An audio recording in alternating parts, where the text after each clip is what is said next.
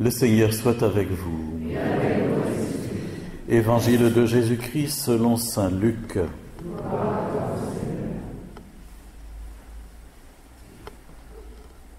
On venait de crucifier Jésus et le peuple restait là à regarder. Les chefs ricanaient en disant « Il en a sauvé d'autres, qu'il se sauve lui-même s'il est le Messie de Dieu, l'élu. » Les soldats aussi se moquaient de lui. S'approchant pour lui donner de la boisson vinaigrée, ils lui disaient « Si tu es le roi des Juifs, sauve-toi toi-même. » Une inscription était placée au-dessus de sa tête « Celui-ci est le roi des Juifs. » L'un des malfaiteurs suspendu à la croix l'injuriait « N'es-tu pas le Messie ? Sauve-toi toi-même et nous avec. » Mais l'autre lui fit de vifs reproches. « Tu n'as donc aucune crainte de Dieu ? Tu es pourtant un condamné, toi aussi. Et puis pour nous, c'est juste, après ce que nous avons fait. Nous avons ce que nous méritons, mais lui n'a rien fait de mal. » Et il disait « Jésus, souviens-toi de moi quand tu viendras inaugurer ton règne. » Jésus lui répondit « En vérité, je te le déclare, aujourd'hui, avec moi, tu seras dans le paradis. » Acclamons la parole de Dieu. Louange à toi, Seigneur Jésus. Il fut certainement une époque où on célébrait cette fête du Christ roi avec plus de solennité. Je pense à un cantique dont vous avez sûrement entendu parler autrefois, pour les plus anciens d'entre nous, parle, commande, règne. Et il y avait ainsi une façon de célébrer la royauté du Christ, la seigneurie du Christ, la divinité qui était à la hauteur de cette idée que l'on se faisait de la toute-puissance de Dieu. Et puis évidemment, avec un évangile comme celui que l'on vient d'entendre à l'instant, où on contemple Jésus crucifié, on est un petit peu perplexe parce que l'on se dit alors de quoi s'agit-il ? Qu'est-ce qu'on est en train de fêter aujourd'hui ? On a l'impression que l'évangile court-circuite les mots même qui sont employés, la fête du Christ, roi de l'univers. Où donc est la royauté de Dieu ? Où donc est la seigneurie du Christ ? En quel sens faut-il l'entendre ? Et c'est bien ça aussi, quelquefois, qui nous perturbe un peu dans notre vie chrétienne. On a l'impression que Dieu n'est pas très visible, j'allais dire n'est pas très faisant. D'ailleurs, il y a beaucoup de gens qui l'accusent de ne rien faire ou de laisser faire tout le mal qu'il y a dans le monde, n'est-ce pas ? Si Dieu existait, on verrait point ce qu'on voit, comme disent les gens autour de nous. Et donc, quelque part, on est un peu mal à l'aise avec cette affaire de seigneurie du Christ. Alors pourtant, on sait bien que à la fête de Pâques, on célèbre la résurrection de Jésus et que Jésus a vaincu la mort, a vaincu le mal, a vaincu le péché, qu'il est victorieux. Et pourtant, voilà. Alors, peut-être pouvons-nous réfléchir avec cet évangile qui nous est donné aujourd'hui pour que nous comprenions la chose suivante, c'est qu'effectivement, la royauté du Christ, la seigneurie du Christ ne ressemble pas à la royauté des grands de ce monde. Ça, nous l'avons tout de même perçu.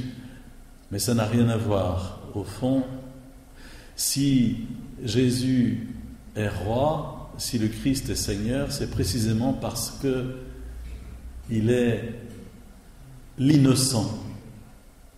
Par rapport au mal, il est l'innocent. D'ailleurs, l'un des deux brigands va finir par le dire. Nous n'avons que ce que nous méritons, mais lui, il n'a rien fait de mal. Il est l'innocent.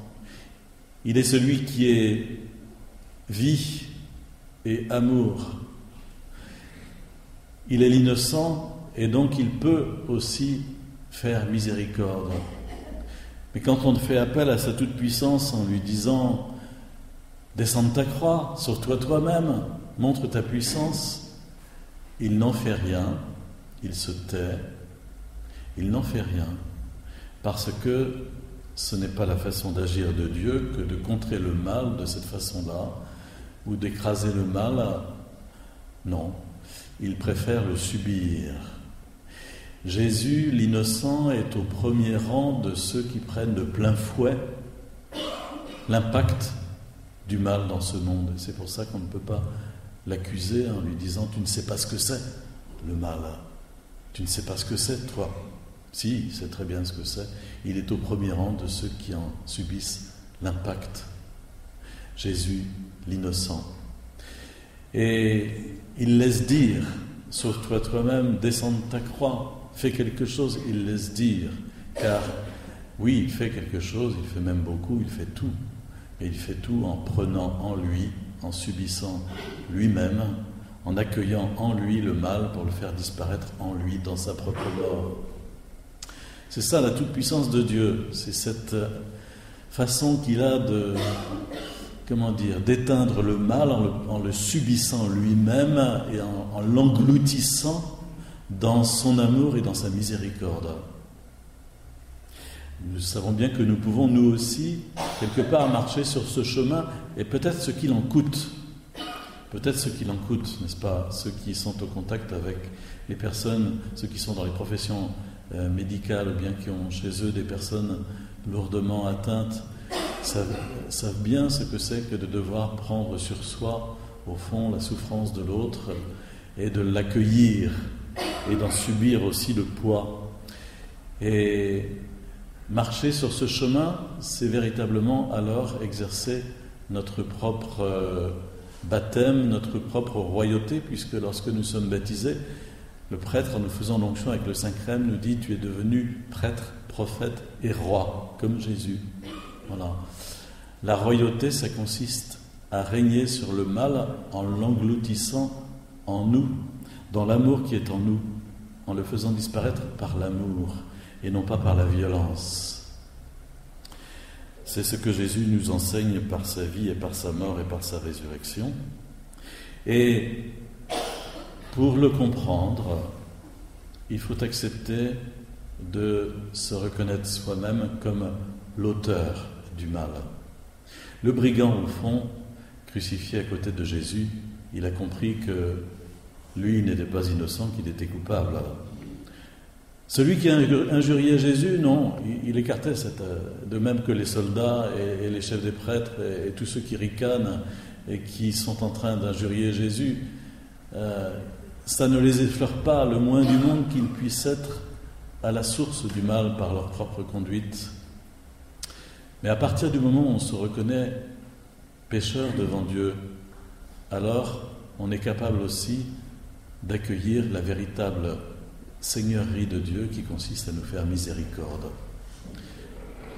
L'amour de Dieu prend sur lui notre propre péché et nous en purifie, nous en libère, et c'est ainsi que nous lui permettons d'exercer sur nous sa royauté, sa seigneurie, et de remettre le monde à l'endroit, parce que le monde est à l'endroit à partir du moment où il se sanctifie, où il devient plus saint. Et le monde devient plus saint à partir du moment où il laisse celui qui est le saint agir. Quand nous allons demander pardon pour nos péchés, quelque part nous travaillons profondément à la remise à l'endroit de la société dans laquelle nous vivons. C'est mystérieux ça, hein? On peut penser qu'il faut avoir une action d'abord politique, d'abord sociale, mais lorsque nous allons recevoir le pardon de nos péchés, nous laissons Dieu purifier nos cœurs et nos âmes, nos psychismes, nous laissons la sainteté de Dieu nous irriguer et par conséquent irriguer aussi cette société dans laquelle nous vivons pour la remettre à l'endroit, dans le sens de l'amour et de la miséricorde. Voilà quelques réflexions qui me viennent à l'esprit par rapport à cette fête du Christ roi. Il y aurait beaucoup d'autres choses à dire, bien sûr, notamment en lien avec la fête de Pâques et la résurrection de Jésus. Oui, nous croyons que Jésus a vaincu la mort et le mal. Oui, nous croyons que Dieu règne. C'est important cela de poser cet acte de foi, non pas d'avoir la pensée que Dieu peut régner, non, mais de dire oui, je crois que dans ce monde, Dieu règne, qu'il tient tout dans sa main. Seulement, il respecte nos libertés et il va même jusqu'à respecter le mal. C'est terrible ça. À la façon dont Dieu, dans sa discrétion et son amour, respecte infiniment nos libertés. C'est stupéfiant. C'est quelque chose qui nous désarçonne d'ailleurs, parce que quelque part nous ne comprenons pas, nous ne supportons pas, et pourtant, Dieu règne, mais voilà, c'est de façon mystérieuse, mais Dieu règne. Ce monde est tout entier dans sa main, et il le conduira sa création jusqu'à son terme. C'était la vision de saint Paul dans la seconde lecture, où il nous dit que le Christ est la tête du corps, que le Christ récapitule tout en lui, que le Christ est l'homme parfait, que Dieu fait homme est véritablement le seul vrai visage de l'homme, tel que Dieu le voulait dans sa création. Nous nous préparons, à partir de dimanche prochain, à vivre la fête de Noël en ouvrant une nouvelle année liturgique, avec le premier dimanche de l'Avent. Et du Christ roi de l'univers, nous passerons au petit enfant dans la crèche, mais c'est le même, et c'est toujours le même mystère d'ailleurs, de ce Dieu qui, dans sa toute-puissance, par amour pour nous, sait se faire tout impuissant, tout petit, et totalement dépendant de nos libertés.